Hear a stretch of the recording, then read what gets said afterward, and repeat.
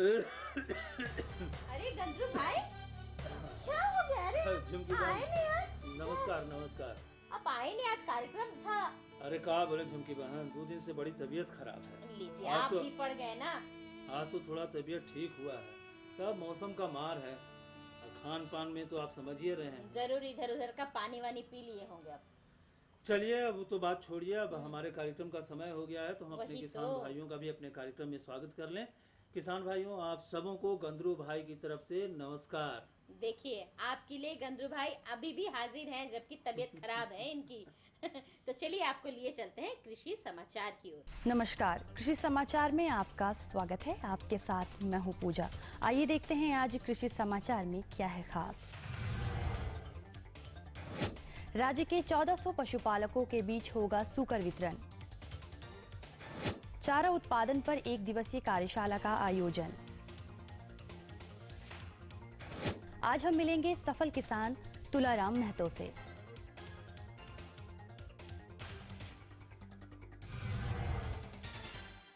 और अब समाचार विस्तार से। पशुपालन विभाग द्वारा राज्य में मुख्यमंत्री किसान खुशहाली योजना के अंतर्गत चयनित पशुपालकों के बीच सुकर वितरण किया जाएगा। वितरण कार्य क्लस्टर बनाकर किया जाएगा। हर क्लस्टर से 12 लाभुक चुने जाएंगे और पूरे राज्य में 1400। हर एक लाभुक को 1 इकाई स्थापना के तौर पर 2 नर और 4 मादा सुकर दिए जाएंगे। ये सुकर T&D या अन्य उन्नत नस्ल के होंगे। इसके लिए लाभुक को 50% अनुदान की राशि सीधे उनके बैंक खाते में जमा कर दी जाएगी। बीते दिनों गव्य विकास निदेशालय में चारा उत्पादन पर 1 दिवसीय कार्यशाला का आयोजन किया गया। कार्यक्रम की अध्यक्षता गव्य विकास के सहायक निदेशक अरुण कुमार पांडे ने किया। इस कार्यशाला में विभिन्न इलाकों से आए लाभुक 100 पशुपालकों ने हिस्सा लिया। कार्यशाला में बायफ के RP पांडे ने पशुपालकों को नस्ल सुधार कार्यक्रम, बछिया पालन पोषण एवं उत्पादकता वृद्धि कार्यक्रम और रवि हरा चारा विकास की जानकारी दी। इस अवसर पर सुशांत कुमार, सुरेंद्र मोहन और राजेश कुमार ने भी अपने विचार रखे। सब्जी फसलों की खेती में ड्रिप इरिगेशन का इस्तेमाल किया जा रहा है, तो प्लास्टिक मल्चिंग का भी उपयोग अवश्य करें। इससे पौधों का तेज बढ़वार होता है और अच्छी उपज भी मिलती है। सब्जी फसलों की वैज्ञानिक और आधुनिक खेती के लिए टपक सिंचाई विधि और प्लास्टिक मल्चिंग दोनों एक दूसरे के पूरक हैं और सब्जी फसल की खेती के लिए काफी बचत करने वाले तरीके हैं। टपकन विधि की सिंचाई जो आप अपनाते हैं, तो उसमें आप विशेष ख्याल रखें कि आप मल्च का इस्तेमाल करें। मल्च जो कि प्लास्टिक का आता है, जिसमें कि बाई कलर होते हैं, ऊपर के आपकी जो है वो सिल्वरी होता है, नीचे ब्लैक होता है। ये एक तो टपकन विधि में आपकी 90 से 95% की सिंचाई जो होती है, जो आपकी जल की बचत होती है और जल का सदुपयोग होता है। वहीं आपके मॉइस्चर रहने से इसकी जो हमारी जल धारण की क्षमता है और साथ में जो पौधों की बढ़वार होती है वो काफ़ी अच्छी होती है। इसलिए आप जब भी ड्रिप का इस्तेमाल करें तो साथ में आप मल्च का भी इस्तेमाल करें, और यह आपके खरपतवार को भी नहीं आने देती है और आपकी उपज को बढ़ाती है। खीरा की खेती से अच्छी उपज लेने के लिए संकर किस्म प्रिया और पूसा संयोग नामक उन्नत प्रभेदों का चयन करें। संकर किस्मों की एक खासियत होती है कि ये कम समय में अत्यधिक उपज देती है, जिससे किसानों की आमदनी में भी वृद्धि होती है। जो किसान खीरा की खेती के इच्छुक हैं, वो इस फसल से ज़्यादा उपज लेने के लिए खीरा की संकर किस्में प्रिया और पूसा संयोग लगाएं। इसकी उपज क्षमता 75 टन प्रति हेक्टेयर है। राज्य के किसान कतारों में बीज बुआई और खाद्य डालने के लिए बिरसा बीज सह खाद ड्रिल नामक कृषि उपकरण का चयन करें। ये उन्नत खेती के लिए उपयोगी है और इसकी कार्यक्षमता 50 डेसिमिल प्रति दिन है। आज हम मिलेंगे सफल किसान तुलाराम महतो से, जो बुंडू प्रखंड के कटहल टोली गांव के रहने वाले हैं और अभी अपने 3 एकड़ खेतों में बैगन की खेती कर रहे हैं। बुंडू कटहल टोली के तुलाराम महतो सब्जी फसलों की खेती में विशेष रुचि रखते हैं और अपने इलाके में एक कर्मठ सब्जी उत्पादक के रूप में गिने जाते हैं। वर्तमान में ये अपने 3 एकड़ खेत में बैगन की खेती कर रहे हैं। हम लगभग 4 एकड़ में खेती किए हुए हैं और सब कुछ खर्चा काटने के बाद भी लगभग 3 लाख रुपया सालाना इनकम होता है। खेती से ही मेरा सारा परिवार का भरण पोषण होता है। अपना बच्चा को भी पढ़ाते हैं हम, अपना बाइक में भी हम घूमते हैं तो खेती के ही इनकम।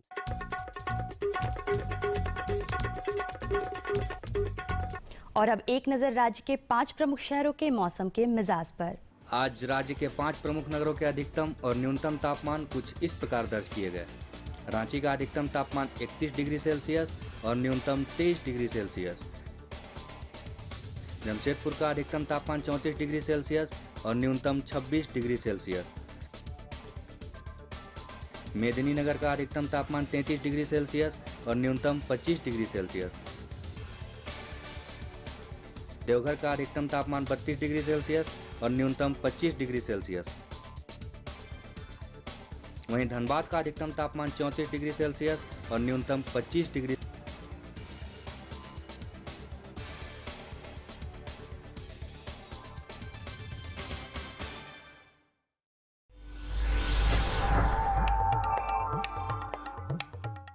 और अब मंडी भाव में आइए नजर डालते हैं अनाजों के भाव पर। आज कृषि उत्पाद बाजार समिति पंडरा रांची में विभिन्न खाद्यान्नों के थोक भाव कुछ इस प्रकार दर्ज किए गए।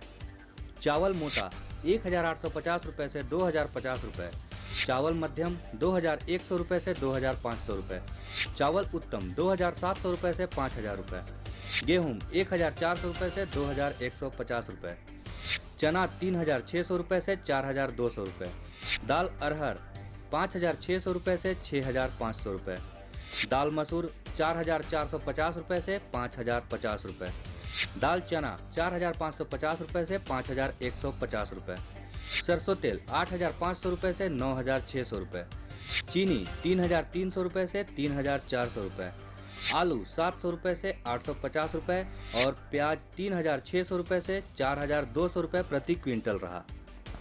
कृषि समाचार में आज इतना ही। अगले दिन अगले अंक में फिर होगी मुलाकात कुछ ताज़ा तरीन खबरों के साथ। तब तक के लिए दीजिए इजाजत। नमस्कार, जोहार। कृषि समाचार के अंतर्गत आपने ढेर सारी जानकारी ली, मंडी की भाव के बारे में, मौसम के मिजाज के बारे में और खेती बाड़ी के बारे में। लेकिन अब वक्त हो चला है एक छोटे से विराम का। इस विराम के बाद हम पुनः हाजिर होंगे, तब तक आप बने रहिए हमारे साथ। ये लो और बताओ। बस। अरे ये क्या भैया जी, बस इतनी सी रासायनिक खाद? किसानी छोड़ रहे हो क्या? किसानी नहीं, नादानी छोड़ रहे हैं। मिट्टी की जांच कराई है। अब तो लालाजी जितनी जरूरत है उतने ही उर्वरक खेत में डालेंगे। हाँ, किसान भाई आज ही अपने जिले की नजदीकी भूमि परीक्षण प्रयोगशाला में मिट्टी की जांच जरूर करवाएं और मिट्टी में पोषक तत्व, नमी व पौधे के विकास को देखते हुए केवल जरूरत के अनुसार ही पोषक तत्व डालें। और हाँ, मिट्टी में गंधक, जस्ता, बोरोन जैसे सूक्ष्म पोषक तत्वों का पता लगाना भी न भूलें। उर्वरक और जैविक खाद के सही उपयोग से भूमि का उपजाऊपन बनाए रखें, उत्पादकता बढ़ाएं, खर्चा घटाएं और बहुमूल्य विदेशी मुद्रा बचाने में भी सहयोग दें। और हाँ, धीमी गति से नाइट्रोजन उपलब्ध कराने वाले उर्वरकों जैसे नीम लेपित यूरिया को प्राथमिकता दें और यूरिया का पत्तों पर छिड़काव करें। अरे वाह, तू तो सचमुच समझदार हो गया रे। अधिक जानकारी के लिए संपर्क करें जिला कृषि अधिकारी या किसान कॉल सेंटर।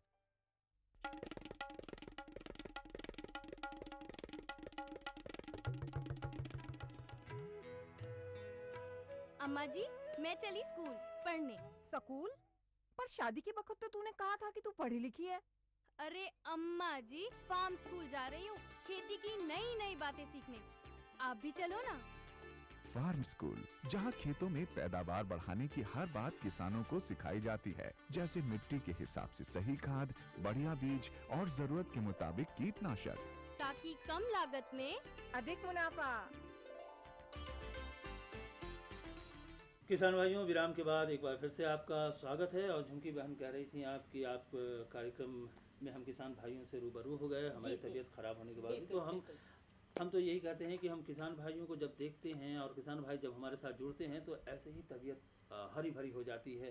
लेकिन झुमकी बहन, आज हम अपने कार्यक्रम में चर्चा करेंगे रासायनिक जो हम लोग दवाओं का इस्तेमाल करते हैं, उर्वरकों का इस्तेमाल करते हैं, अगर उसकी जगह पर अगर हम लोग जैविक खाद का इस्तेमाल करें, जैविक दवाइयों का इस्तेमाल करें अपने फसलों में, तो हमारी पैदावार भी अच्छी होगी और फसल जो है वो भी अच्छा होगा और साथ ही जो मिट्टी की जो उर्वरा शक्ति है वो भी उसमें भी बढ़ोतरी होगी। तो हम किसान भाइयों से यही कहना चाहेंगे कि आप रासायनिक खाद का, रासायनिक दवाइयों का जो इस्तेमाल है उसका संतुलित इस्तेमाल करें और अधिक से अधिक जैविक खाद और जैविक जो दवाइयाँ हैं उसका इस्तेमाल अपने फसलों के लिए करें। और इसी विषय पर आज हम अपने किसान भाइयों को जानकारी भी दिलवाने जा रहे हैं। बिल्कुल जानकारी दे रहे हैं हमारे विशेषज्ञ धनंजय कुमार जी। आज हम आपसे चर्चा करेंगे रासायनिक खेती की अपेक्षा जैविक खेती से लाभ।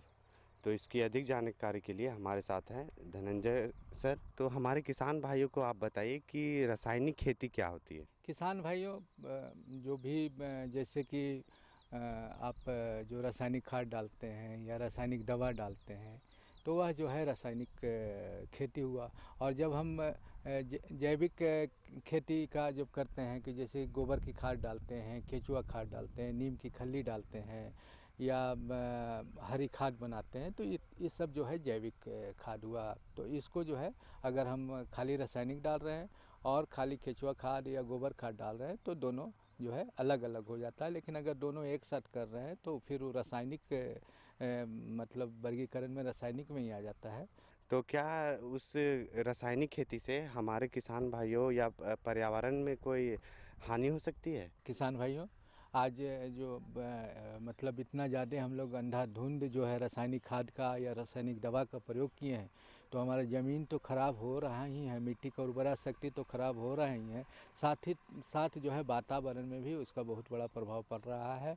और उसका जो है मतलब अप्रत्यक्ष रूप से जो है आप जैसे कि जो भी रासायनिक खेती हो रहा है उसमें इतना ज़्यादा, जैसे कि अभी बरसात के मौसम है, बरसात के मौसम में क्या है कि जो भी सब्जी उत्पादन होता है तो बहुत ज़्यादा मतलब जानकारी के अभाव में किसान भाई जो है बहुत ज़्यादा दवाई का प्रयोग करते हैं। और जब दवाई का प्रयोग करते हैं तो उसका असर जो है, जो ग्राहक जो है उनका सब्जी खाता है या फल खाता है उसके स्वास्थ्य पर पड़ता है और उसके माध्यम से फिर जो है उसका मतलब स्वास्थ्य का हानि होता है और जो पैसा जो है वो फिर मेडिकल में उसका फिर वहाँ पर चला जाता है। तो अगर रासायनिक का धीरे धीरे जो है हमारा सुझाव है किसान भाइयों को कि धीरे धीरे जो है रासायनिक खाद का, रासायनिक दवा का प्रयोग करें, क्योंकि जहाँ पर आप खाली रासायनिक का अगर प्रयोग करेंगे तो भूमि जो है उसट होते जा रहा है। और आपको पंजाब में इसका जो है उदाहरण देखने को मिला है कि पंजाब में बहुत से एरिया में जहाँ पर खाली यूरिया का लोग प्रयोग करता था, शुरू में तो आपको उत्पादन खूब मिला लेकिन धीरे धीरे जो है ज़मीन का जो मतलब जैविक पदार्थ था वो नष्ट होते गया और जो मित्र कीट हमारे या मित्र बैक्टीरिया जो बोलते हैं ज़मीन में जो होते हैं, जो लाभदायक माइक्रो ऑर्गेनिज्म होता है, वह सब जो है रासायनिक खाद का प्रयोग करते करते नष्ट हो गया। और उसके अलावा जब हम रासायनिक दवा का प्रयोग किए तो एक तो है कि जो कंज्यूमर हैं, ग्राहक, उनके हेल्थ पर प्रभाव पड़ा ही, साथ साथ जो है पशु पक्षी पर भी उसका प्रभाव पड़ा है। आप देखेंगे कि जो है सांप की संख्या कम हो गया, उसका प्रभाव पड़ा कि आपके खेत में चूहा का प्रकोप बढ़ गया है। जब सांप रहता था तो चूहा कम होता था, अभी जब सांप कम हो गया तो चूहा का प्रकोप बढ़ गया है, उससे खेती का नुकसान हो रहा है। मधुमक्खी आपके खेत में नहीं आता है, अगर मधुमक्खी रहे तो आपका उपज जो है 1.25 से 1.5 गुना बढ़ जाता है, परागण मधुमक्खी के द्वारा होता है। तो ये सब जो है मतलब रासायनिक खेती से नुकसान हो रहा है। सर, आप हमें ये भी बताइए कि रासायनिक खेती की तुलना में जैविक खेती से किसान भाइयों को क्या ज़्यादा लाभ उठा सकते हैं? किसान भाइयों, पहले तो है कि मतलब हम लोग इस तरह का एक दिमाग में बैठा लिए हैं कि बिना रासायनिक का हमारा खेती संभव नहीं है। तो पहले इसको आपको अपने दिमाग से निकालना होगा और मतलब एकदम सोचना होगा कि नहीं, हमारा जैविक से होता है। आज से 25-30 साल पहले जो है बहुत ही कम रासायनिक खाद का प्रयोग होता था, बहुत ही कम रासायनिक दवा का प्रयोग होता था। और उस समय जो रासायनिक खाद था, दवा था, वह मतलब आज के बाज़ार में जो है इतना ज़्यादा डुप्लीकेट हो गया है। तो उस तरह का उस समय जो दवा का प्रयोग होता था तो कीट और रोग का नियंत्रण हो जाता था।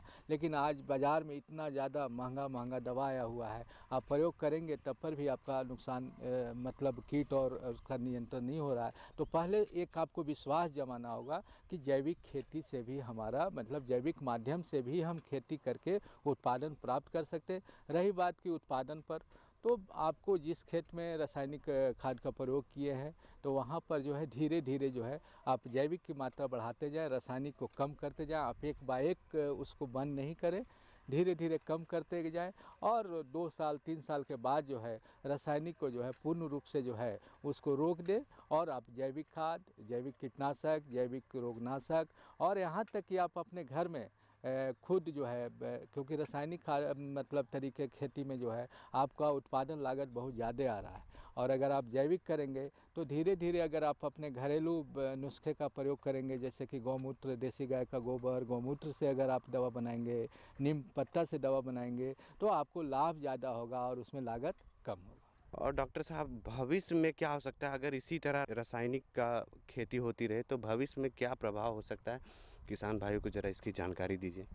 किसान भाइयों, धीरे धीरे आप देख रहे हैं कि जो किसान भाई फसल लगाते हैं तो आप दवा का प्रयोग करते हैं, कीट नहीं नियंत्रण होता है, कीट नहीं मरता है।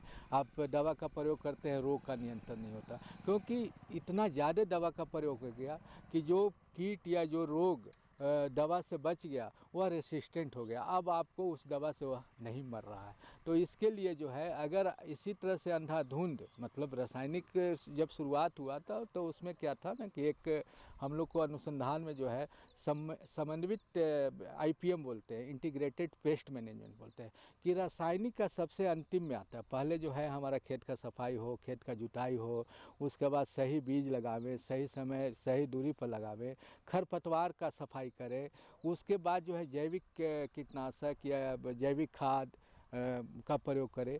उसके बाद जब आपका नियंत्रण नहीं हो रहा है तब जाकर के अंतिम जो होता था वो रासायनिक में होता था। लेकिन अभी क्या हुआ, उस सभी को हम लोग छोड़ दिए, ऊपर से जो 6-7 जो था उस सभी तरीका को छोड़ करके और सीधे जो अंतिम तरीका है, मतलब जो समझिए ब्रह्मास्त्र है, उसको ही हम लोग पहला में लागू कर लिए हैं कि इतना ज़्यादा रासायनिक खाद और इतना रासायनिक दवा का प्रयोग करें कि खेती तो का नुकसान हो रही है, वातावरण पर भी इसका बहुत सा प्रभाव पड़ा है। और जो दवा मतलब आपके दूसरे देश में प्रतिबंधित है वह हमारे देश में और हमारे राज्य में जो है बिक रहा है और उससे भी नुकसान हो रहा है। और हमारे विशेषज्ञ ने इतनी अच्छी जानकारी दी, उस पर आप अमल रहें, उसको ध्यान में रखें, उस पर गौर करें और अच्छा से अच्छा लाभ उठाएं। तो किसान भाइयों, जानकारी काफ़ी अच्छी थी, क्यों झुमकी बहन? बिल्कुल, बहुत बढ़िया। लेकिन आगे आप कुछ धान की खेती के बारे में कुछ कहना चाह रहे थे, वो कीट प्रबंधन के बारे में? बिल्कुल बिल्कुल। और अभी किसान भाइयों, अभी तो धान की खेती का मौसम है और पूरे झारखंड में सारे किसान जो हमारे हैं वो धान की खेती लगा के रखे होंगे। लेकिन किसान भाइयों, एक समस्या आती है कि धान की खेती में कीट और पतंगे लगते हैं जो फसलों को बर्बाद कर देते हैं, और ऐसे में उनका जो कीट प्रबंधन है वो बहुत सही तरीके से होना चाहिए। अगर आप उसका सही तरीके से उसका प्रबंधन करेंगे तो आपकी जो फसल है वो काफ़ी अच्छी होगी। क्यों झुमकी? बिल्कुल सही कहा। तो चलिए हम आपको इस विषय पर भी जानकारी दिलवा देते हैं। हमारे विशेषज्ञ हैं डॉक्टर देवेंद्र प्रसाद जी, आइए जानकारी लें इस विषय पर। आइए। आज हम लोग बिरसा कृषि विद्यालय के प्रांगण में आए हुए हैं। जैसा कि किसान भाई जानते हैं कि अभी वो धान लगाए हुए हैं और उनमें कीटों का प्रकोप भी काफ़ी हो रहा है। इसी विषय पर जानकारी हासिल करेंगे हम लोग। डॉक्टर देवेंद्र प्रसाद हैं जो कि अध्यक्ष हैं कीट विज्ञान विभाग में। वो बताएंगे कि किस प्रकार से कीट में जो मुख्य धान की फसल में जो कीड़े लगते हैं उनका प्रकोप से किस प्रकार से बचा जाए और कौन कौन से कीट इसके प्रमुख होते हैं। तो सबसे पहले हमारे किसान भाई को ये बताएं कि जो धान की खेत में जो फसल खड़ी है अभी उसमें बहुत सारे कीट लगते हैं, उसमें कौन कौन से प्रमुख कीट होते हैं? बड़ा आपने अच्छा प्रश्न किया है। और अभी किसान भाई हर जगह धान की खेती लगा चुके हैं और इसमें प्रारंभिक अवस्था में बकिया कीट का प्रकोप होता है। बकिया कीट हो गया, उसके बाद तना छेदक, साढ़ा कीट, भूरा मधुआ, और जब बाली निकल जाता है उसमें दूध बन जाते हैं दाने में तो गंधी बग का प्रकोप हो जाता है। और आजकल चूँकि सघन खेती धान की होती है तो भूरा मधुआ का भी प्रकोप देखा जा रहा है। इसके बारे में मैं डिटेल से मतलब विस्तार पूर्वक थोड़ा किसान भाइयों को मैं बताना चाह रहा हूँ कि जो बाकी जो है बकिया कीट के द्वारा बाकी का प्रकोप होता है। और बाकी का जो लक्षण है प्रारंभिक अवस्था में जिस खेत में पानी भरा हुआ होता है और जो धान देर से लगाया जाता है उसमें बाकी का प्रकोप अवश्य होता है, क्योंकि बाकी का जो लक्षण है वो पत्तियां सफ़ेद कागज के समान उजला हो जाती है और दूर से ही दिखाई पड़ता है। किसान भाई, अगर वैसी स्थिति हो, अगर बाकी लग गया हो तो अगर कोशिश करें, अगर संभव है तो खेत से 1 सप्ताह पानी निकाल दें, मतलब खेत को 1 सप्ताह सुखा दें और फिर उसमें पानी डालें अगर संभव हो तो। और नहीं तो संभव नहीं है तो एक दवा नोट कर लें, दवा का नाम है क्लोरपाइरीफॉस, क्लोरपाइरीफॉस तरल या क्विनालफॉस। ये दोनों में से कोई भी दवा की मात्रा 1 लीटर पानी में 1.5 ml का घोल बनावें, और अगर 1 लीटर पानी है तो 1 ग्राम सर्फ अवश्य मिला करके अच्छी तरह घोल बना करके और मशीन के द्वारा छिड़काव करें। ये बहुत ही अच्छा काम करता है। बाकी लगा हुआ है या फिर जो भी पत्तियां खाने वाले कीड़े हैं, जैसे पत्र लपेटक, पत्तियों को लपेट करके पिल्लू पत्तियों को खाता है, पत्तियां उजली हो जाती है। एक चीज़ किसान भाइयों को हम बोलना चाहेंगे कि किसान भाई जब भी आप इस कार्यक्रम को देखें तो आप ये ज़रूर करें कि एक कॉपी और पेन ज़रूर रखें, ताकि हमारे डॉक्टर साहब जो बताते हैं उसको अपलोड करें। अगर नहीं रखे हैं तो कृपया आप ले लें और सारी चीज़ को, जानकारी को नोट कर लें, ताकि समय पर उसका काम लावें। जी जी जी, बड़ा अच्छा आपने सुझाव दिया किसान भाइयों को। अब उसके बाद तना छेदक, तना छेदक का प्रकोप अभी भी होता है। तना छेदक एक ऐसा कीट है जिसका ये वेजिटेटिव फेज, पत्तेदार अवस्था में भी तना छेदक का प्रकोप होता है। और तना छेदक जो है प्रारंभिक अवस्था में मादा कीट जो है, कोई भी मादा कीट पत्तियों पर अंडे देती है, और अंडे जब फूटता है तो उसमें से जो पिल्लू निकलता है वो धीरे धीरे बढ़वार बिंदु में प्रवेश करके तना में चला जाता है और तने के गुदे को खाना प्रारंभ करता है, जिसके कारण बढ़वार बिंदु जो है धान का जो मेन बढ़ने वाला शाखा है, जो निकलने वाला बढ़वार बिंदु है, वो सूख जाता है। और उसको किसान भाई अगर खींचेंगे तो वो धीरे धीरे खींचा जाता है। इसका प्रमुख पहचान है तना छेदक का। लेकिन यही तना छेदक अगर बाली की अवस्था में लग जाता है तो बाली का जो आधार भाग है, जहाँ से बाली निकलता है, उसी को काट देता है पिल्लू, जिसके कारण बाली का जो पूरा दाना है सूख जाता है, पूरा खखरी हो जाता है, 100 में 100% खखरी हो जाता है। ये तना छेदक का पहचान है किसान भाई। और दूसरा है कहीं कहीं सांढ़ा कीट का प्रकोप बहुत ज़्यादा होता है, खास करके जैसे बुंडू है, तमाड़ है, सिमडेगा एरिया है, या आजकल हर जगह सांढ़ा कीट का प्रकोप हो रहा है। तो सांढ़ा कीट का जब आक्रमण होता है, उसका जब पिल्लू बढ़वार बिंदु में घुसता है तो एक प्रकार का प्रतिक्रिया होती है, और प्रतिक्रिया के स्वरूप धीरे धीरे अगरबत्ती जैसा जो बढ़वार बिंदु है, अगरबत्ती जैसा धीरे धीरे बढ़ना शुरू हो जाता है। लेकिन वो मतलब सॉलिड है, ठोस है। चूँकि अगरबत्ती ठोस होता है, धान में मतलब खोखला होता है, जैसे प्याज की पत्ती खोखला होता है, उसी तरह का लक्षण है। लेकिन ये इसका आकार अगरबत्ती जैसा हो जाता है, और जिसके कारण बाद में बाली नहीं निकल पाती है। किसान भाई इसमें बाली नहीं निकलती है जब सांढ़ा कीट का प्रकोप हो जाता है। जिस खेत में अगर अभी आपका सांढ़ा कीट या तना छेदक लग रहा है और करीब करीब अगर 15 दिन हो गया या 20 दिन हो गया, ऐसे तो कोई का ज़्यादा भी हो सकता है, अगर वैसा स्थिति में कम लगा हो तो आप एक दानेदार दवा जैसे बाज़ार में मिलता है कहीं भी कीटनाशक दुकान में, उसका नाम है कार्बोफ्यूरॉन या फोरेट। फोरेट आपका कम मात्रा लगता है, जैसे 4 किलो प्रति एकड़ की दर से, 4 किलो प्रति एकड़ की दर से जिस तरह आप खाद बिखेरते हैं धान में, उसी तरह इसको छिड़ देना है।